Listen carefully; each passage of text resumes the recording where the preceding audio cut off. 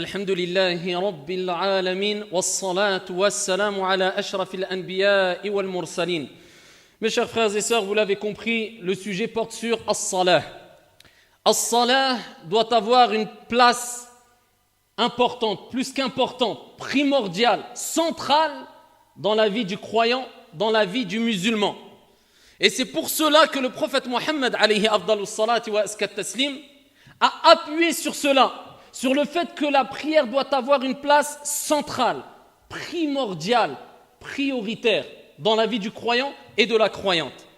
À ce titre, il dit alayhi salatu wassalam, il dit la première des actions sur laquelle le croyant, le serviteur rendra des comptes au jour de la résurrection, ce n'est autre que as-salah. C'est la première des choses. C'est le premier acte d'adoration. As-salah. Donc, mets de côté ces excuses qui sont « je commets des péchés, je ne peux pas me permettre de prier, c'est hypocrite. Je fais telle ou telle chose, je ne peux pas me permettre de prier, c'est hypocrite. » La première des actions sur laquelle le serviteur rendra au jour de la résurrection des comptes, ce n'est autre que as-salah. Poursuis avec moi. Dans le même hadith, le prophète alayhi salatu wassalam nous rappelle que salah, c'est la clé al-miftah. Et il dit, si elle est complète, si elle a été accomplie complètement, c'est-à-dire à son temps, avec un minimum de concentration, d'humilité, comme il se doit, en respectant bien sûr, comme il se doit, les piliers et les obligations de la prière, celui qui l'aura accompli, la prière, eh bien le reste de ses actions seront acceptées. Allah. Donc les actions dépendent de quoi? As-salah. Et il dit, quant à celui qui ne l'aura pas accompli complètement, eh bien, le reste de ces actions, eh bien, seront rejetées. L'importance de quoi? As-salah, la prière. Et cela nous rappelle que tes actions, eh bien, dépendent quelque part de quoi? As-salah. Donc, te dis pas, je fais ce... Commence par ta prière. C'est la base, c'est le début. C'est la première des choses sur laquelle tu rendras des comptes au jour de la résurrection. Fais-la au mieux. Si tu ne peux pas parce que tu es malade, tu peux toujours prier. Mais il y a des permissions qui ont été explicites dans les textes prophétiques et coraniques. Si tu ne peux pas prier debout, prie assis. Si tu ne peux pas prier assis, prie allongé. Si vraiment tu ne peux pas prier dans son premier temps, eh bien il y a un temps assez large pour les prières. Tu peux retarder la prière tant qu'elle ne sort pas de son temps. Ala kulli hal. Efforce-toi, ya Abdallah, c'est pour ton bien, c'est pour emporter avec toi un gros bagage. Efforce-toi d'accomplir as-salah. Le prophète alayhi afdalus salati wa askat taslim nous a rappelé, ahibbati fillah, que la prière est tellement importante que la personne doit vivre avec la prière et mourir aussi avec la prière. Lui-même, alayhi salatu wa salam, wa huwa man huwa alladhi ghufira lahu ma taqaddama min dhanbihi wa ma ta'akhkhar. Ses péchés passés, présents et futurs ont été pardonnés. Il était dans les derniers instants de sa vie, dans le moment de l'agonie, où il allait quitter la vie d'ici-bas. Kullu nafsin dha'iqatul maut. Tout âme goûtera la mort. Le prophète lui-même, alayhi salatu wa salam, est mort. Dans ces derniers instants, Salama radiyallahu anha wa ardaha nous rapporte que le prophète alayhi salatu wa salam, dans les derniers instants de sa vie, jusqu'à ce qu'Allah Jalla wa ala ait ordonné à son âme de quitter son corps, il ne cessait de répéter as-salah, as-salah, wa ma malakat aymanukum. La prière, la prière.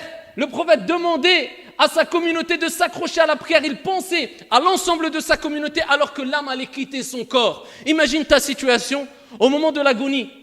Imagine-toi le stress accumulé, la peur accumulée. Imagine ton état. Eh bien, le prophète alayhi salatu wa salam, dans ce moment-là précis de l'agonie de la mort, il pensait à toi, à moi, parce qu'il savait que c'était un bien et il ne cessait de dire, comme elle a dit Salama, as-salah, as-salah, la prière, jusqu'à ce que son âme a quitté son corps et ses dernières paroles étaient as-salah, as-salah, ou parmi ses dernières paroles, as-salah, as-salah. La prière, c'est ce qui va te permettre de t'améliorer. Ne cherche pas. Allah Jalla wa ala dit Inna as-salata tanha 'anil fahsha'i wal munkar. C'est la prière. Donc comment veux-tu t'améliorer dans ta vie? Comment veux-tu t'améliorer avec tes parents, avec tes enfants, avec ton époux, avec ton épouse, avec les gens de façon générale, avec ton Seigneur, dans ta relation avec le divin? Si toi tu ne préserves pas ta prière, alors que Dieu dit la prière, as-salat tanha 'anil fahsha'i wal munkar. C'est la prière qui va te permettre, t'aider à t'éloigner de tout ce qui concerne les turpitudes et le blâmable, les choses mauvaises, nuisibles. Mais si tu as abandonné la prière, ya Abdallah, comment veux-tu te réformer sans avoir mis en application ce qui va te permettre de te réformer facilement? Et tu as coupé quelque part une certaine relation avec ton Seigneur, le divin, tabaraka wa ta'ala. Sache que si tu t'accroches à ta prière de façon générale, et particulièrement à Salatul Fajr, comme on va le voir incha'Allah ta'ala, eh bien sache, abshir, réjouis-toi, je t'annonce la bonne nouvelle, tu as emprunté le chemin vers le paradis incha'Allah ta'ala.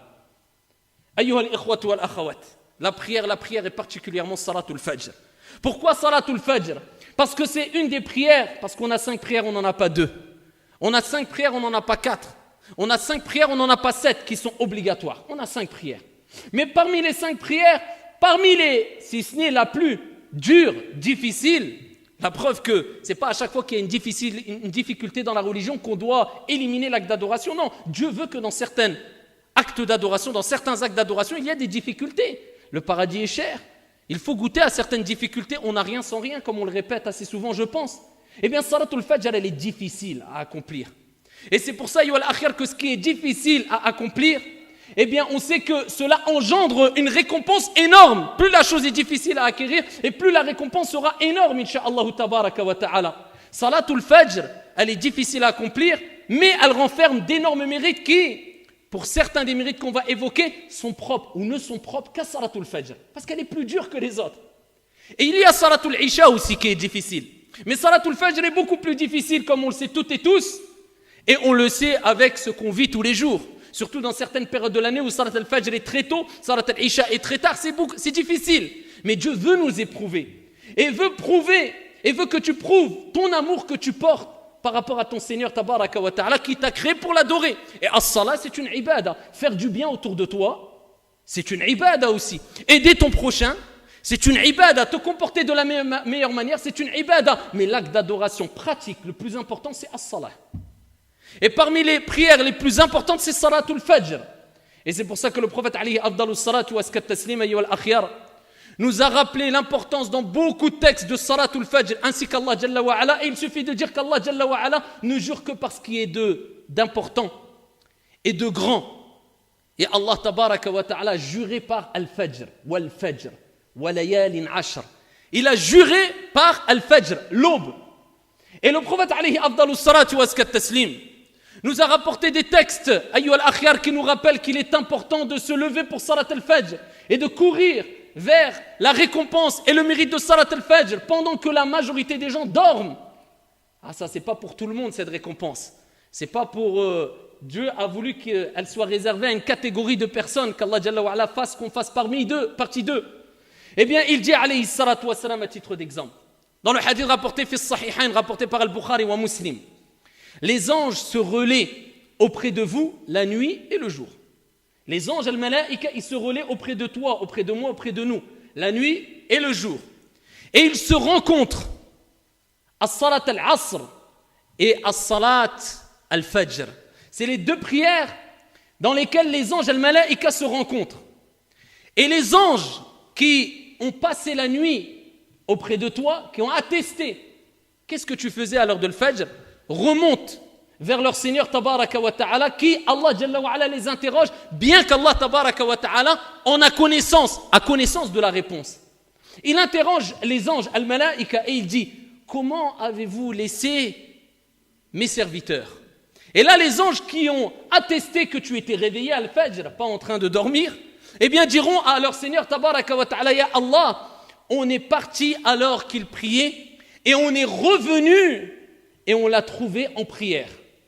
Et donc là, c'est comme si Allah Jalla wa Ala te rappelait que si tu préserves tes prières de l'Fajr jusqu'à l'Isha, eh bien les anges vont attester que tu as passé quelque part ta journée en prière.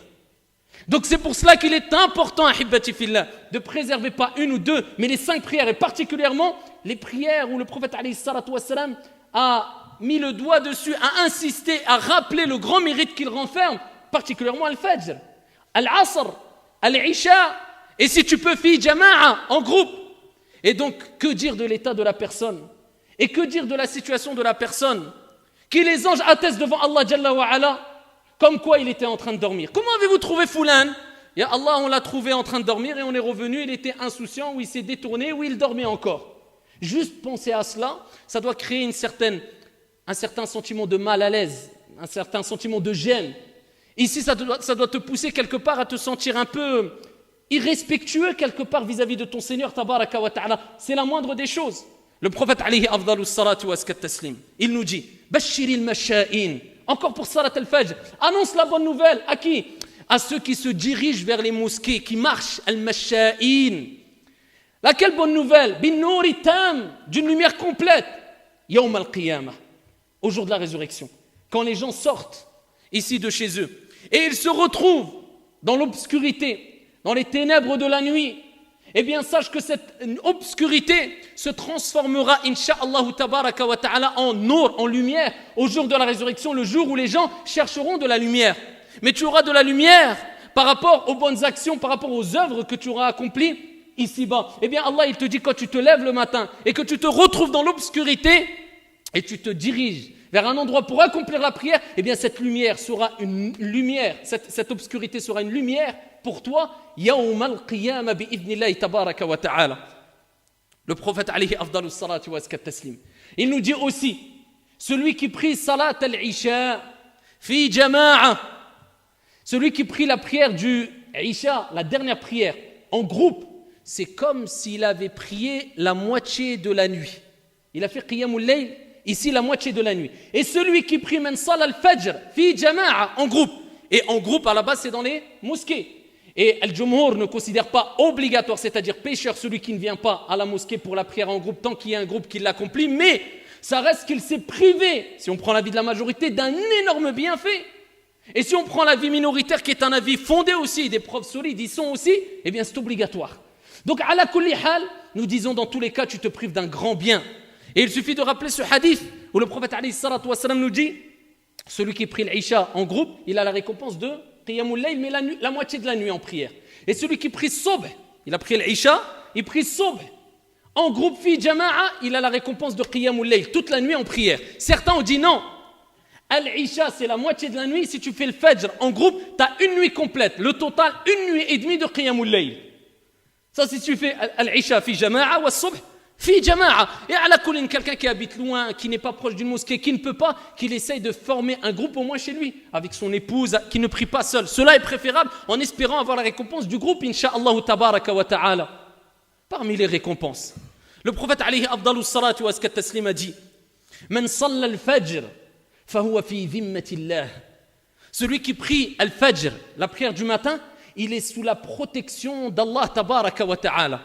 Et dans le même hadith, le prophète, regardez ce qu'il dit ensuite, il nous rappelle, tu pries le fajr, tu es protégé par Allah Jalla wa ala. Et il dit qu'aucun d'entre vous ne se mette dans une situation où vous devrez rendre des comptes concernant votre négligence auprès d'Allah Jalla wa ala. Le prophète, il nous dit, tu pries subh, tu es protégé par Allah. Ne te mets pas dans une situation où demain, au jour de la résurrection, tu devras rendre des comptes auprès d'Allah sur ta négligence. Dieu, il te dit, tu es protégé par Allah, tu es négligent, tu n'en veux pas. C'est comme si tu disais, Allah, je ne veux pas ta protection quelque part. Donc ici, profite de cette prière, Al-Fajr, à l'heure, fais-la à l'heure. Donc ça, c'est parmi les premiers moyens, Ayyuha al-Akhyar, afin de nous pousser et nous faciliter à se lever à Salat al-Fajr. Ce n'est pas de mettre 10 réveils, comme on va le voir. C'est de comprendre quels sont les mérites de Salat al-Fajr. Et il est important de savoir que le prophète a été jusqu'à dire, rapporté par l'imam Ahmed bisanadin sahih. Vous comprenez maintenant pourquoi le prophète va dire les propos que je vais vous citer? Il dit alayhi salatu wassalam, les prières les plus lourdes pour al-munafiqin, pour les hypocrites, ce sont salatul fajr wa salatul isha. Il n'est pas question de dire que celui qui ne fait pas salat al-fajr ou al-isha à l'heure, une fois ou deux fois, c'est un hypocrite. Non, mais il rappelle que ça, en tout cas, c'était un critère des hypocrites. Parce que les hypocrites, c'était qui à l'époque du prophète alayhi salatu wassalam? Là, on parle des grands hypocrites, attention. Ceux qui étaient sortis de l'islam, ils n'étaient pas musulmans. Ils faisaient semblant de prier à la mosquée, de venir avec le prophète. Ils parlaient d'eux. Mais le prophète, il a dit, la prière la plus pénible pour eux, c'était laquelle? C'était salat al-fajr et salat al-isha. Pourquoi? Parce que lui, il était hypocrite. Il venait, c'était pour faire du mal au prophète ou aux musulmans. Il n'était pas musulman. Et il voulait montrer exprès, voilà, jouer un certain jeu et dire on est musulman, alors que ce n'était pas vrai. Mais le problème, c'est que les musulmans tous priaient salat al-fajr et salat al-isha à la mosquée. Donc eux, ils ne pouvaient pas se différencier. Ils ont dit, on est obligé de suivre le mouvement. Mais c'était dur pour eux. S'ils pouvaient dire, ils n'avaient pas une autre prière à une autre heure, ça nous aurait arrangé. Il n'y a pas le choix, viens al-fajr. Et c'était lourd pour eux. Voilà pourquoi le prophète alayhi salatu wassalam a dit les prières les plus lourdes pour les hypocrites. Il faut bien comprendre les textes, attention. Eh bien, c'était le Fajr et Al-Isha. Mais dans tous les cas, ça ne veut pas dire que tu es un hypocrite si tu ne fais pas le Fajr et l'Isha, mais il y a quand même une ressemblance avec le comportement qu'avaient les hypocrites. On est d'accord. C'est-à-dire qu'elle est lourde pour toi et elle est difficile pour tout le monde. Mais si elle devient lourde à tel point où tu veux t'en débarrasser, tu n'en veux pas, tu le répètes et tu la rejettes, il y a une certaine ressemblance malheureusement avec le comportement qu'avaient certains hypocrites. Et je répète, tu restes croyant et musulman bien sûr. Et cela doit interpeller nos consciences et nos cœurs pour nous dire là c'est quand même grave, la situation est quand même grave. Voilà pourquoi je donne quelques conseils rapides ici à Yoel Akhyar, que tout le monde connaît, mais il est important de mettre en application, afin de se réveiller facilement à Salat al-Fajr. C'est pas de mettre, dit réveil, je répète. Pourquoi je vous dis ça? Il y a quelques jours, un frère est venu me voir et m'a dit, donne-moi des conseils pour me lever à Salat al-Fajr. Bien sûr que moi-même, j'en ai besoin de ces conseils-là, on en a toutes et tous besoin. Je lui dis la première des choses parmi les causes. Tu mets le réveil déjà? Il me dit, mon frère, j'en mets 7 des réveils. Il me dit, j'en mets 7. Donc j'ai compris qu'en fait, il ne faut pas commencer par le réveil. Ça, c'est à la fin, tout à la fin. Donc il faut se dormir tôt. Ça, tout à la fin. La première des choses, c'est de prendre conscience quelle est la récompense de Salat al-Fajr, wallahu a'lam. Et de prendre conscience de la gravité d'être négligent, insouciant, inconscient des mérites de Salat al-Fajr. Ça, c'est la première des choses. Déjà, après, le reste, ça va tout seul. Exemple, toi, si on te dit, tu as un travail, mais tu dois te lever tous les matins, 5 heures du matin. Ah, ne te précipite pas. Tous les mois, tu touches 25 000 €. On n'a pas besoin de te dire, mets le réveil, pas mets le réveil. Toi, le mérite, la récompense, ça y est, elle a plié toutes les autres causes. Ne lui parle même pas de réveil ou pas. T'inquiète, sans réveil, il va se réveiller à 5 heures du matin. Sans réveil, son corps va se régler en 2 jours. Lakin, pour Salatul Fajr, on a du mal parce qu'on joue que sur les causes matérielles. Mais c'est logique. Regarde les causes spirituelles, ce qui doit te motiver, t'apporter une conviction ferme que tu dois te lever à Salat al-Fajr, c'est un bien pour toi. À ce moment-là, c'est facile le reste. Vous avez compris? Donc, le réveil, l'histoire du réveil, c'est à la fin. Donc ici, la première des choses, c'est les mérites. Prendre conscience de la valeur et de ce que tu rates, ya Abdallah. Si tu rates Salatul Fajr, et la honte, qui est le fait de te réveiller, peut-être te dire les anges, ils ont dit, Allah, on a trouvé Foulan et Allan en train de dormir. Allah en a connaissance. Et ils ont attesté de cela. Et déjà ça nous permet de voir ici où est notre degré de foi. C'est pour ça, Salatul Fajr, c'est quelque part une métaphore, le thermomètre de l'iman, de la foi. C'est pas l'aspect extérieur, comme je dis souvent, l'aspect, un beau camis, une belle barbe. Je ne suis pas en train de critiquer et dénigrer, moi-même j'ai la barbe, moi. Il faut arrêter avec. Le principal, al-qalb et al-a'mal, les actions qui sont obligatoires et qui sont les plus importantes. Ensuite, on sait que tout est important en islam, mais il y a des priorités. Comment ça, tu vas me dire par exemple une personne qui a une apparence d'un pieux, d'un vertueux, d'un compagnon. Il ne se lève pas, Salat al-Fajr, je ne comprends plus rien là. Ils sont où les priorités? Je ne comprends plus rien. Donc, le thermomètre de ta foi, Salatul Fajr. Ensuite, Salatul Isha. Ensuite, Al-Dhuhr, Wal-Asr, Wal-Maghrib. Ça, c'est un grand thermomètre de ta foi. Tu vas savoir où tu es. Sans compter le fait que ça ne suffit pas de prier. Il faut prier avec concentration, avec dévotion. Et prier comme il faut, en respectant les piliers, les conditions, etc. C'est une prière complète, comme on a dit précédemment. Donc, la première des choses, les mérites. Tu les as compris. Deuxième des choses, avoir la ferme conviction et ici et la ferme résolution de se lever à Salat al-Fajr. Tu te dis, je dois me lever et je veux me lever bi'idhnillah. Troisième des choses, rend faible shaitan, affaiblit le diable. Comment? Fais le wudu. Qabla an-nawm, tawadda ya Abdallah. Protège-toi, c'est une protection. Fais le wudu. Essaye de dormir avec les ablutions, c'est le mieux. Quatrième des choses, si je ne me trompe pas, fais al-dhikr. L'évocation et l'invocation. Shaitan va s'affaiblir encore. Tu es en train de te protéger. Si tu récites Ayat al-Kursi tous les soirs, Allah envoie un ange qui te protège toute la nuit bi'idhnillahi azza wa jal. Shaitan, il s'éloigne de toi. Parce que la cause principale qui fait qu'on a du mal à se lever à al-Fajr, c'est notre âme qui est influencée souvent par les plaisirs et la paresse et le laisser aller. Et Shaitan aussi. On ne met pas que la faute sur Shaitan, mais il y a Shaitan aussi. Donc ici, affaiblis Shaitan. Fais le dhikr. Et particulièrement Ayat al-Kursi, Surat al-Ikhlas, al-Falaq, al-Nas 3 fois. Et fais comme le prophète alayhi salatu wa sallam faisait. Réunis tes mains et récite al-Falaq, al-Nas, al-Ikhlas 3 fois, souffle dans tes mains et essuie ton corps. Ça, c'est parmi les choses recommandées à faire avant de dormir. Déjà là, tu t'es prédisposé à te lever à Salat al-Fajr, incha'Allah ta'ala. Quand tu te réveilles, eh bien, comment tu dois réagir? Tout de suite. Parce que dès que tu ouvres l'œil, on sait très bien, on les ouvre peut-être 20 fois. Tu as le temps d'avoir éteint 5 réveils, tu ne t'es même pas rendu compte que tu as éteint 5 réveils. Le premier déclic que tu dois avoir, c'est le dhikr. Pourquoi? Le prophète alayhi afdalu salatu wa taslim a dit kama ja'a fi sahih que lorsque l'un d'entre vous dort, Shaitan il vient derrière sa nuque et il lui fait 3 nœuds. Uqad, il lui fait 3 nœuds. Et à chaque nœud, il lui dit, Shaitan, il lui dit, que ta nuit soit longue. Naas mzian, dors bien. Et il lui fait le 2e nœud, la même chose. 3e nœud, la même chose. Shaitan, il part. Ensuite, quand tu te réveilles, le prophète alayhi salatu wa salam dit, quand tu fais du dhikr, tu évoques Allah, peu importe, Bismillah, ou tu dis Alhamdulillah, ou tu fais l'invocation Alhamdulillahi alladhi ahyana ba'da ma amatana wa ilayhi an-nushur. L'invocation qui est dans la citadelle du musulman, ala kulli hal, qul ghayr la ilaha illallah. Commence par al-dhikr. Il y a le premier nœud qui part. Il dit alayhi salatu wa salam, le premier nœud part, donc déjà tu commences à être plus ici plus fort pour lutter contre Shaitan et cette pression venant du diable pour te laisser clouer dans le lit. Il dit tu fais le wudu, il y a un 2e nœud qui part. Et il dit tu te lèves et tu fais salat, il y a un 3e nœud qui part. C'est pas fini. Combien de nœuds on doit avoir dans la nuque ou derrière la nuque pour certains qui n'ont pas encore dénoué peut-être une fois un nœud? Eh bien ici, le prophète il dit quoi? Ensuite, quand les 3 nœuds, peut-être certains ils ont 500 nœuds, quand les 3 nœuds se sont tirés, eh bien la personne se sent comment? De bonne humeur et se sent ici motivée, traduction du sens, c'est-à-dire loin de la paresse. Il dit sinon, la personne se lève, certains disent du mauvais pied, on balaye ça, de mauvaise humeur, et en plus de cela, il est paresseux toute la journée. Ça, c'est la réponse à ceux qui disent, je ne sais pas ce que j'ai là, toute la journée, aïen. Dès qu'il parle, je suis KO, mon frère, je suis fatigué, j'ai mal, j'ai toute la journée. Alhamdulillah, il est wallahu a'lam. Toute la journée, il se plaint, il se sent faible, lourd. Tu lui dis, salatul fajr, ya akhi. T'as fait salatul. Ah non, la ghalab. Eh ben, il est là, va tirer les nœuds. Donc ici, ça c'est une réponse à ceux qui n'ont pas compris que si tu veux être ici efficace tout au long de ta journée, loin de la paresse et de bonne humeur, fais salatul fajr ya Abdallah. Et ça sera bénéfique pour toi, pour ton entourage, pour ta famille, pour la bonne ambiance. Fais salatul fajr. Wa ta'awanu 'ala al-birri wat taqwa. Que l'épouse essaye d'aider son mari à se lever. Si le mari a plus de facilité à se lever, eh bien qu'il essaye d'aider son épouse à se lever, et on s'entraide, et jusqu'à ce que Allah Jalla wa Ala a dit wa'mur ahlaka bis-salah wastabir 'alayha. Ne désespère pas. Recommande à ta famille de faire la prière et sois plus wastabir al-istibar, c'est plus que la patience et la régularité. Tu dois continuer tout le temps à les exhorter. De quelle manière? Comme Allah Jalla wa Ala nous a dit dans un autre verset coranique, ud'u ila sabili rabbika bil hikmati wal maw'izati al-hasana wajadilhum billati hiya ahsan.